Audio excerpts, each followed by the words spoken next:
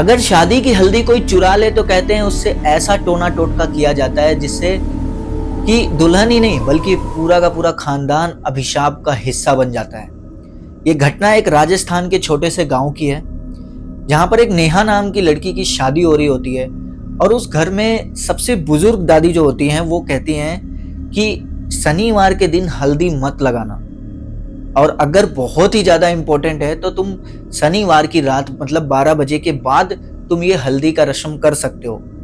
लेकिन नए जमाने के लोग, नए विचार रखने वाले लोगों ने बोला कि ऐसा कुछ भी नहीं होता है, और उन्होंने दादी की बात ना मानते हुए शनिवार के दिन में ही ये जो कार्यक्रम है हल्दी का, ये नेहा का कार्यक्रम किया। उन्होंने हल्दी की रस्में पूरी की गई, लेकिन किसी ने ये ध्यान नहीं दिया कि नेहा के शरीर से जो लगी हुई हल्दी नीचे गिरी है जमीन पर, वो अचानक से गायब हो गई। और उसी गांव के पास किसी ने देखा कि शमशान घाट के पास एक लेडीज है जिसका फेस पूरा जला हुआ है, उसके पैर उल्टे हैं और बहुत ही बुरी हालत में है, और वो जलती हुई चिता के पास उसकी उल्टी प्रक्रिया कर रही है। ये किसान देख के बहुत ज्यादा डर गया, लेकिन उसने किसी को बताया नहीं। नेहा की शादी हो गई, सब कुछ हो गया, नेहा अपने घर आ गई। लेकिन जिस रात वो उसकी विदाई होके वो अपने घर आई है, उसी रात नेहा के पति को मुंह से ब्लड निकलने लगा और वो बहुत ही ज्यादा जो है खून की उल्टियां करने लगा। नेहा बहुत ज्यादा परेशान हो गई, सब लोग घर में पूरा परेशान हो गए कि नेहा के आते ही ये सारी चीजें होने लगी। नेहा भी बहुत ज्यादा घबरा गई इन सब चीजों से, और जो नए रिश्तेदार जैसे होते हैं ना, शादियों के टाइम पे जो रिश्तेदार आए होते हैं, उन सब ने अलग अलग बातें करना शुरू कर दी कि नेहा के आते ही अचानक से इसको क्या हो गया। नेहा के पति का नाम था हेमराज, और हेमराज को ये सारी चीजें जो हैं उसी दिन से, जब से वो नेहा को जब अपने घर लेकर आया, तब से हेमराज को ये सारी दिक्कतें चालू हो गई। नेहा उस रात आराम से सो रही थी, उसको अचानक से दिखा कि उसकी खिड़की के पास एक आधी जली हुई लड़की खड़ी है और उसके बाल बहुत ही ज्यादा काले हैं और खुले हैं, और वो उसको देख के उसकी उंगलियों पे लगी हुई हल्दी अपनी चाटते हुए इशारा कर रही है कि अगली हल्दी तेरे कफन पर होगी। ये देख के नेहा चौंक जाती है और अचानक से चिल्ला के उठती है। उसका पति हेमराज बाजू में होता है, वो समझाता है कि क्या हुआ, लेकिन नेहा की हालत ऐसी हो जाती है कि वो कुछ भी बोल नहीं पाती है। और ये चीजें इसके साथ 2 या 3 बार हुई। एक बार नेहा जो है रात में ही उठ के पानी पीने के लिए गई तो उसने देखा कि दरवाजे के पास कोई जो है हल्दी में सना हुआ कोई खड़ा हुआ है, कोई लेडीज जो है, वही आधी जली हुई लेडीज उसको फिर से दिखी।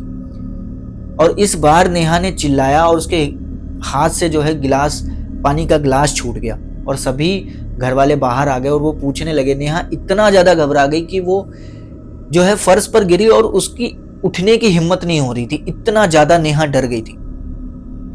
फिर जो है किसी तांत्रिक को बुलाया गया। नेहा के घर वालों को ये सारी चीजें पता चली। जब नेहा की दादी को ये बातें पता चली कि उसको कोई औरत दिख रही है, हल्दी में सनी हुई औरत दिख रही है, नेहा की दादी समझ चुकी थी कि ये वही चुड़ैल है जो अधूरी दुल्हनों का हल्दी चुराकर नई दुल्हनों का सुहाग छीन लेती है।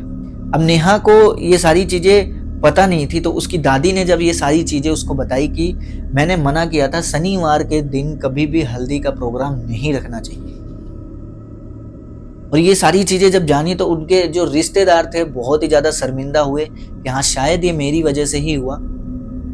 और फिर उस बाबा ने बताया कि ये जो भी हुआ कोई बात नहीं, लेकिन अभी इससे छुटकारा पाने का एक ही तरीका है, वो है कि आप 11 शनिवार भगवान को रात के 12 बजे के बाद हल्दी चढ़ा दो, और 11वें दिन जब भी वो तुम हल्दी, जब तुम्हारा लास्ट आखिरी शनिवार हो, और हर शनिवार को ही ये चीजें करनी है, मतलब कि 11 शनिवार को हल्दी अर्पित करनी है, और 11वें शनिवार को जब तुम हल्दी अर्पित करना तो बस एक ही प्रार्थना करना कि मुझे और मेरे पति को इन सब चीजों से छुटकारा दो, मुझसे जो भी गलती हुई उससे क्षमा मांगना। नेहा ने बहुत ही शिद्दत से, बहुत ही अच्छे मन से पूरे के पूरे 11 शनिवार जो है भगवान को हल्दी अर्पित की, और उसके बाद जैसे ही 11वें दिन हल्दी उसने अर्पित की और भगवान से क्षमा प्रार्थना किया, उसको एक बहुत ही गंदी चीख सुनाई दी अपने घर के पास से।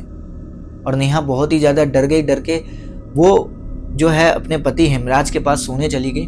अगले ही दिन जो है हेमराज को जो उल्टियां होती थी खून की, वो धीरे धीरे बंद हो गई और वो इन सब चीज़ों से छुटकारा पा गई। उसके बाद से वो जो उसको चुड़ैल दिखती थी आधी जली हुई हल्दी में लपटी हुई, वो कभी भी नहीं दिखी, कभी भी उसको नहीं दिखी।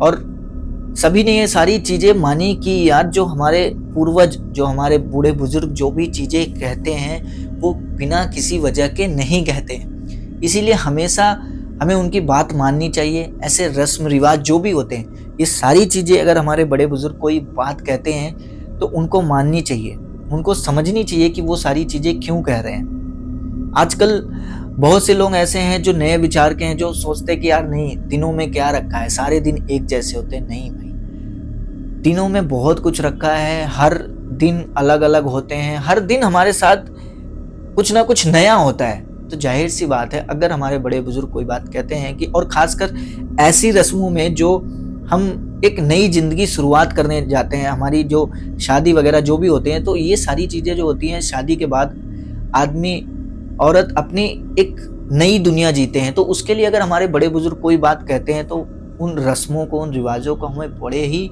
अच्छे से और कायदे से और नियम के साथ ही मनाना चाहिए।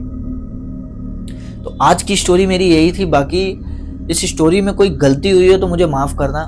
मैंने ये जो स्टोरी है ये मैं किसी से सुनकर, मैंने किसी से सुनी थी। मेरे पड़ोस में एक दादी जी रहती थी जिन्होंने मुझे ये स्टोरी बताई थी और बहुत टाइम पहले बताई थी। मेरे माइंड में बस आज आया तो मैंने आप लोगों को ये स्टोरी बताई। क्यों? इसलिए वो भी इसलिए बताई कि जो हमारे बड़े बुजुर्ग कहते हैं वो कभी भी जो है हमें जो है उन चीज़ों को ना मना नहीं करना चाहिए। अगर वो कोई चीज़ बोलते हैं कि यार शनिवार को ये मत करो, या सोमवार को, मंगलवार को, जो भी चीज़ें बोलते हैं या जो भी हमको वो समझाते हैं कि इस टाइम पे ये नहीं करना चाहिए, ऐसे रस्म को ऐसे करो, तो भाई वो नहीं करना चाहिए।